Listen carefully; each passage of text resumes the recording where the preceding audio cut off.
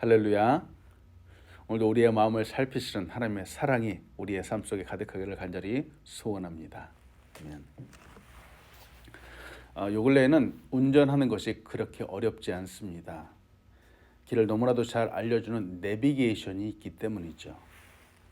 그것을 보면서 내비게이션이 우리의 가는 길을 정말 잘 알려주는 것뿐만이 아니라 앞으로 도착하게 될 예상 시간까지 거의 정확하게 알려줍니다. 또 이쪽 길이 교통체증으로 막히기 때문에 다른 길로 선택하라고 또 옵션도 줍니다. 놀랍습니다. 그러나 불과 얼마 전까지만 해도 우리는 목적지를 가기 위해서 지도를 보거나 혹은 그 사람들의 설명에 따라서 찾아가기도 했죠. 지금 보면은 참 답답한 방법인 것 같기도 합니다. 그래도 가장 쉽고 정확한 방법이 바로 그것이었습니다. 특히 먼 곳을 갈 때 그것도 처음 가보는 길을 한참 가다가 스스로에게 물어보는 것이죠. 이 길이 맞는 것일까? 정말 잘 가고 있는 것일까? 다 왔을까?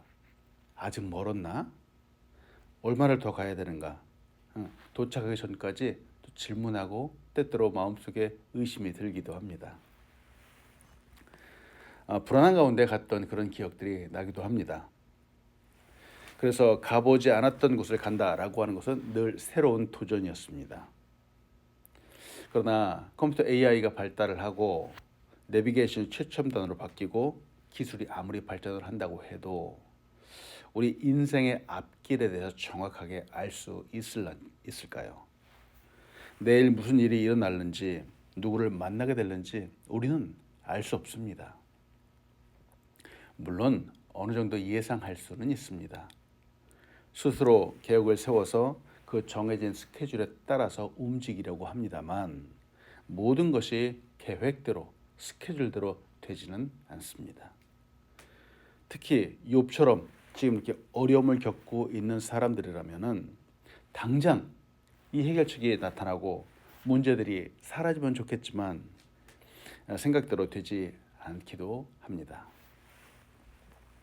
시편의 저자는 이와 같은 심정을 시편 6편 3절과 4절에서 이렇게 말합니다. 나의 영혼도 매우 떨리나이다. 여호와여 어느 때까지이니까? 여호와여 돌아와 나의 영혼을 건지시며 주의 사랑으로 나를 구원하소서. 사실 우리의 삶이 편리해진 것은 사실입니다만 이 편리함이 우리 내면의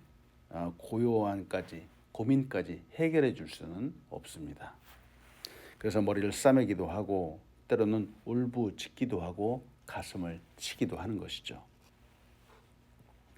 그러나 우리 인생을 향한 하나님의 생각과 뜻은 언제나 선하시다라고 하는 사실을 여러분 믿으시기 바랍니다.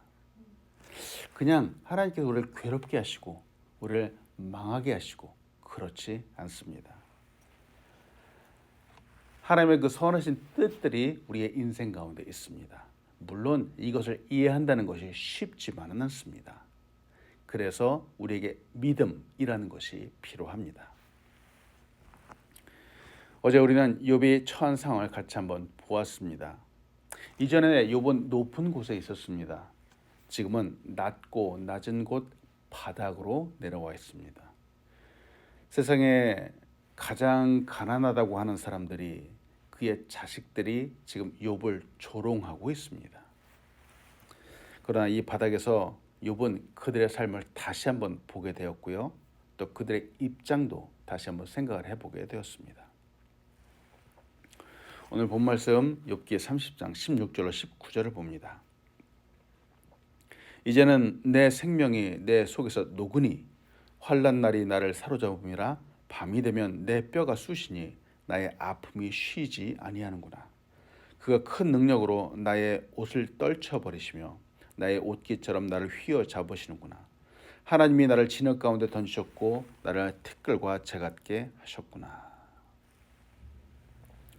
어제 15절이죠. 15절에서 욥은 자기가 받는 고난과 고통을 통해서 순식간에 공포에 사로잡히기도 했습니다.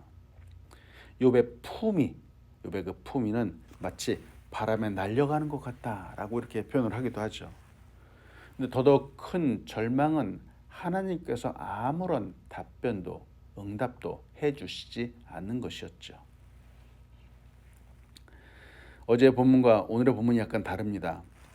어제 15절까지는 욥이 어려움을 당하면서 동시에 사람들로부터 받는 힘든 점들을 욥이 묘사를 했습니다. 하나하나 묘사를 했죠.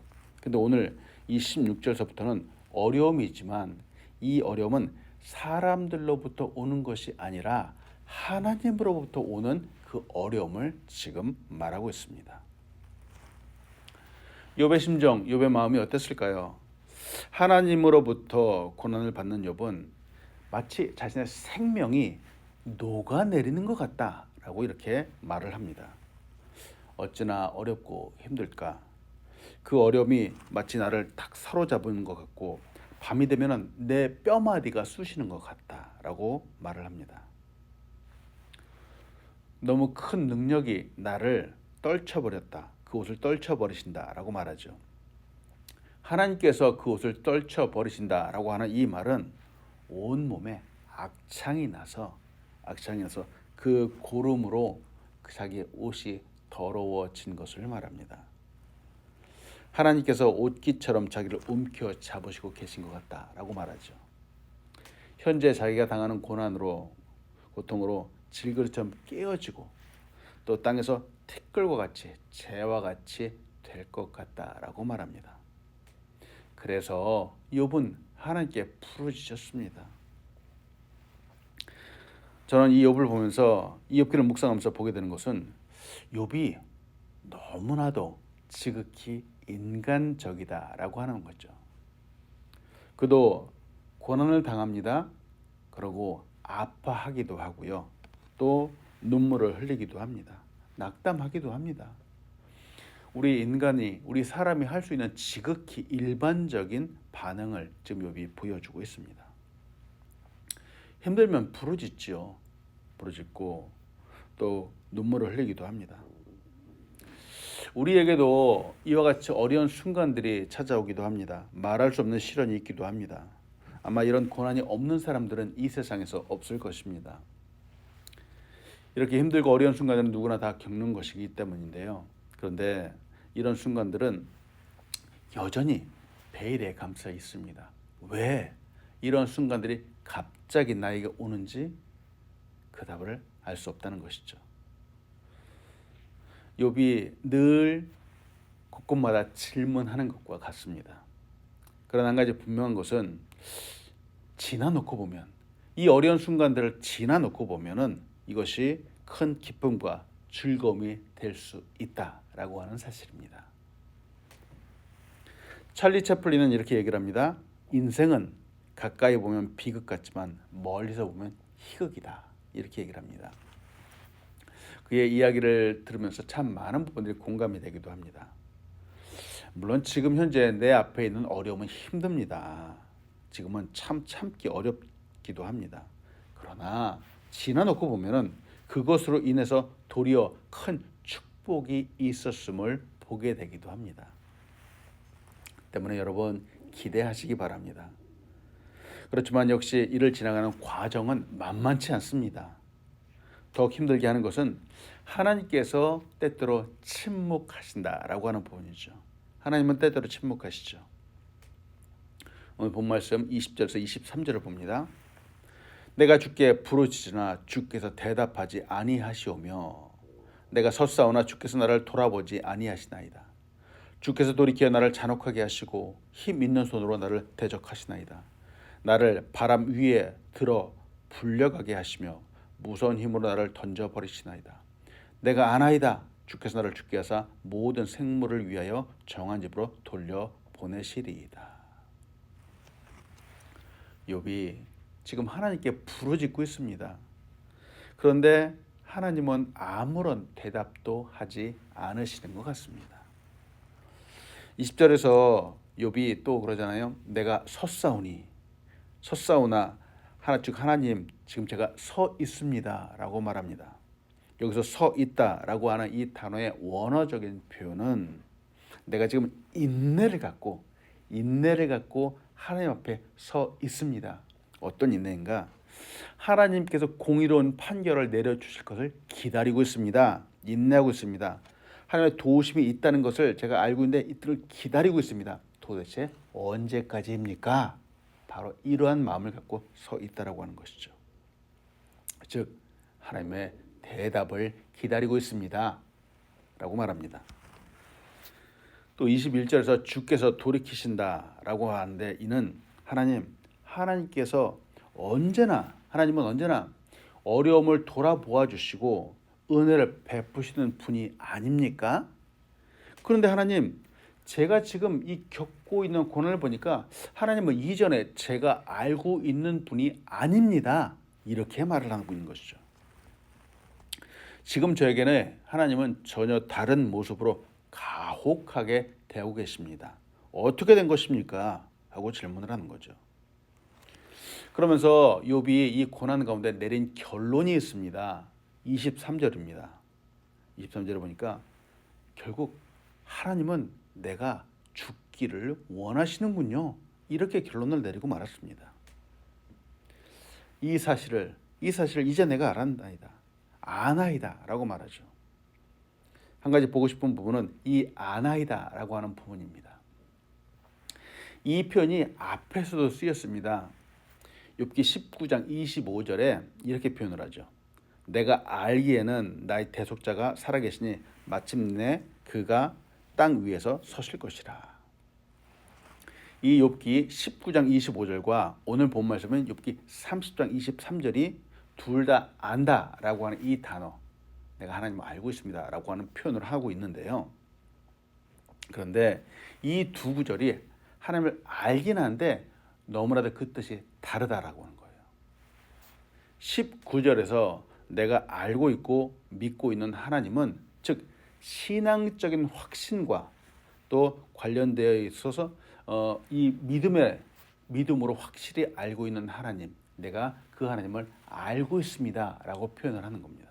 그런데 오늘 이 30장 23절에서는 욥이 이렇게 믿고 있는 하나님이었는데 내가 고통 중에서 경험을 하다 보니까 고난을 통해서 몸소 알게 되다 보니까 하나님, 제가 이전에 알고 있는 하나님과는 다른 그런 하나님이십니다. 이렇게 말을 하는 거죠. 이제 내가 알기로는 하나님은 제가 죽기를 바라시는 분이고 그래서 먼지로 돌아가게 하시는 분입니다. 욥이 이렇게 말하고 있죠. 내가 믿고 있는 하나님, 그리고 내가 경험하고 있는 하나님, 여러분은 어떠신지요? 우리가 알고 있는 하나님과 우리가 살면서 경험하는 하나님은 같은 분인지요? 우리는 성경을 통해서 하나님이 어떤 분인가를 배우게 되고 또 알게 되고 믿게 되기도 합니다. 근데 정작 우리의 삶 속에서 우리가 알고 있는 하나님과 또 전혀 다른 하나님을 직접 경험할 때가 있기도 합니다. 지금 욥과 같이 말이죠. 하나님은 전능하신 분이라고 하는데 불가능한 일이 없는 분이라고 하는데 결국 복을 주시는 분이라고 했는데 이상하게 내 앞에 어려운 일들이 그대로 나에게 다가오고 있다라고 하는 것이죠. 왜 그럴까요? 생각해 봅니다. 욥처럼 우리도 광야를 지나고 또 어려운 순간들을 지나야 하는 경우들이 참 많습니다.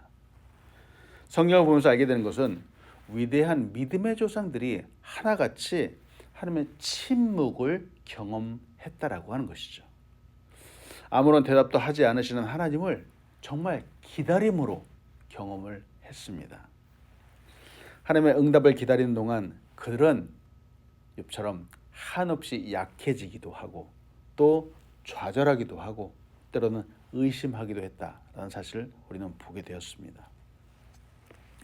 아브라함은 복의 근원이 될 것이다 라고 하는 기쁜 소식을 들었습니다. 그런데 그는 정말로 그렇게 되기까지 25년을 기다려야 됐습니다. 꿈꾸는 자 요셉은 13년을 종으로 지내야 됐고요. 또 그와 더불어서 10년도 더 참고 기다려야 됐습니다. 모세는 이스라엘 민족을 출애굽시키기 위해서 40년을 기다려야 됐고 또 광야에서 40년이라고 하는 시간을 보내야만 되었습니다. 여호수아도 다윗 왕도 20년 이상을 기다림 가운데 지냈었죠. 세례 요한도 기다리고 예수님의 어머니 마리아도 기다리고 사도 바울도 긴 기다림의 터널을 통과해야만 됐습니다. 참 이상한 것은 하나님께서 하나님의 계획을 말씀하시고 무엇인가를 당장 이루시지 않는 경우들이 많다라고 하는 겁니다. 어느 누구에게는 길게는 80년을 기다리는 그런 긴 터널을 통과해야 되고요.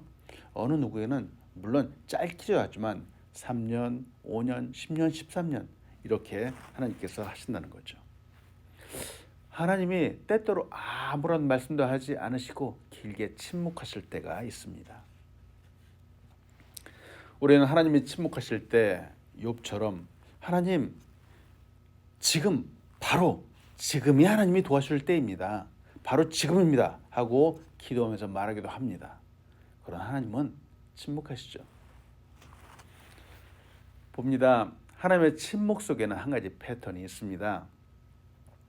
먼저는 하나님의 침묵하심으로 인해서 내가 약해짐을 경험하게 되죠. 나를 기다리게 하시고 또 그러다가 결국은 하나님의 온전하심이 드러나게 됩니다. 바로 하나님의 부르심이 여기에 있습니다. 믿음의 사람들을 부르시는데 그리고 그들을 향해서 하나님께서 일단은 첫 번째 침묵하시죠. 그동안에 사람들은 약해집니다. 자기의 힘과 자기의 능력들을 다 내려놓게 됩니다. 바로 그 과정에 광야를 걸어가는 과정과 같죠. 그리고 결국은 내가 할 수 있는 것이 아니구나. 하나님이 하시는 거구나. 라는 바로 이 사실을 알게 됩니다. 결국 하나님은 모든 순간까지도 함께 하시고 계시다는 이 사실을 깨닫게 됩니다. 때문에 우리는 끝까지 견디고 믿음을 잃지 말아야 되겠습니다. 믿음의 사람들이 기다렸던 것처럼 이 기다림의 길이가 쓰임의 길이를 결정합니다. 어쩌면 오늘도 하나님이 우리의 기도에 침묵하실 수 있습니다. 그러나 언제나 나와 함께 하신다는 이 사실을 믿으시기 바랍니다. 아멘. 24절로 27절을 봅니다. 그러나 사람이 넘어질 때에 어찌 손을 펴지 아니하며 재앙을 당할 때에 어찌 도움을 부르지 아니하리이까. 고생의 날을 보내는 자를 위하여 내가 울지 아니하였나이까. 아니하는가. 빈궁한 자를 위하여 내 마음에 근심하지 아니하였는가. 내가 복을 바라더니 화가 왔고 광명을 기다렸더니 흑암이 왔구나. 내 마음이 들끓어 고요함이 없구나. 환난 날이 내게 임하였구나. 욥은 다시 24절에서 자기 자신의 모습을 봅니다. 즉 그래도 자기가 옛날의 과거에 사람들을 많이 도와주었다라고 하는 거예요. 근데 이상하게도 어려움이 자기에게 왔다. 바로 이 부분이 이해가 안 됩니다. 라고 말하는 겁니다. 가난한 사람들이 넘어질 때 손을 내밀어주고 또 손을 내밀 때 그 손을 잡아주고 또 재앙을 당할 때 그런 어려움에 당한 사람들을 위해서 나도 같이 울었던 사람입니다. 가난하고 궁핍한 사람들을 위해서 나도 걱정하고 근심했던 사람입니다. 이렇게 마음을 나누고 사랑을 주었습니다. 그런데 이상하게 지금 내게 온 것은 시험입니다. 어려움입니다. 라고 말하는 것이죠. 욥은 하나님에 대한 기대가 도와주심이 아니라 나를 도와주신 도리어 환난으로 어려움으로 나타난 사실로 인해서 지금 욥이 흔들리고 있습니다. 남을 도와준 사람에게 하나님이 복을 주셔야 되는 것이 당연한데 오히려 자기가 갖는 것이 시험이고 어려움이라는 것이죠. 여기서 나누고 싶은 것은 우리가 때때로 어려움을 당하기도 하는데 이는 우리가 하나님을 기쁘시게 해드리지 않았기 때문에 온 결과가 아니라고 하는 겁니다. 죄를 짓고 불순종해서 우리에게 시험이 오는 것은 아닙니다. 생각해보는 건 사실은 그 반대라는 거죠. 시험을 받는다라고 하는 것은 때때로 모든 것이 다 그렇지는 않습니다만 때때로 오히려 하나님을 기쁘시게 하는 사람들, 오히려 신실하게 살고자 하는 사람들에게 오는 검은 보자기와 같습니다. 이 검은 보자기를 열었을 때간의 축복이 있지요. 믿음의 사람들 중에서 어려움이나 시험이 없었던 사람들은 단 한 사람도 없습니다. 그것이 크건 작건 누구나 광야를 통과해야만 됐었죠. 근데 광야는 반드시 지나가는 길입니다. 통과해야 되는 장소입니다.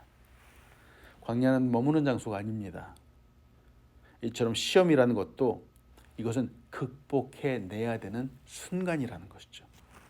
시험으로 인해서 좌절하고 슬퍼하고 낙담해야 되는 것은 아닙니다. 로마서 8장 28절에는 우리에게 이렇게 말합니다. 우리가 알거니와 하나님을 사랑하는 자 곧 그의 뜻대로 부르심을 입은 자들에게는 모든 것이 합력하여 선을 이루느니라. 여기서도 말씀드리는 것이 하나님을 사랑하는 자 곧 그의 뜻대로 부르심을 입은 자들입니다. 이들에게 오는 상황은 좋은 상황도 있을 수 있겠지만 나쁜 상황도 있을 수 있습니다. 그러나 이 모든 상황들이 하나님의 뜻 가운데 이루어져 간다는 사실을 여러분 믿으시기 바랍니다. 아멘. 이스라엘 민족의 목적지는 가나안 땅이었죠. 근데 그들은 반드시 광야를 통과해야만 됐습니다. 욥의 목적은 하나님의 의로우심이 드러나는 것이었습니다. 그래서 자신을 낮추는 것이 필요했습니다. 우리의 목적은 예수님을 닮아가는 것입니다. 근데 그 중간중간에 어려움이 있습니다. 광야가 목적지가 아닙니다. 우리에게 있는 어려움은 최후가 아니죠. 때문에 결국 우리의 많은 어려움과 고난을 통해서도 예수님을 닮아가는 우리가 되길 소원합니다. 여러분 이 어려움을 잘 통과해서 승리하는 여러분 되시길 간절히 축복합니다. 아멘. 기도하겠습니다. 하나님, 우리의 삶 가운데 때때로 어렵고 힘든 순간들이 있습니다. 그러나 하나님 낙담하지 않게 인도하여 주시고 오직 하나님 바라보며 승리할 수 있도록 인도하여 주시옵소서. 하나님, 하나님의 귀한 뜻과 섭리가 우리의 삶 속에 있다는 것을 믿고 오늘도 믿음으로 굳게 일어설 수 있도록 인도하여 주시옵소서. 이 땅 가운데 귀한 교회를 세우셨습니다. 성령의 충만한 교회, 하나님의 기름 부으시는 교회, 부흥하고 발전하는 교회, 훗날 주님 앞에 섰을 때 잘하였다 착하고 충성된 종아라고 칭찬받는 교회 될 수 있도록 인도하여 주시옵소서. 하나님, 오늘도 우리의 가정들을 주님 앞에 올려드리오니 하나님 우리 가정에 축복이 가득하게 인도하여 주시고 하나님의 뜻과 섭리가 넘쳐나도록 인도하여 주시옵소서. 은혜가 가득하게 인도하여 주시옵소서. 감사합니다. 예수님의 이름으로 기도합니다. 아멘. 하늘에 계신 우리 아버지여, 이름이 거룩히 여김을 받으시오며 나라에 임하옵시며 뜻이 하늘에서 이루어진 것 같이 땅에서도 이루어지이다. 오늘날 우리에게 일용할 양식을 주옵시고 우리가 우리에게 죄진 자를 사하여 준 것 같이 우리의 죄를 사하여 주옵시고 우리를 시험에 들게 하지 마옵시고 다만 악에서 구하옵소서. 대개 나라와 권세와 영광이 아버지께 영원히 있사옵나이다. 아멘.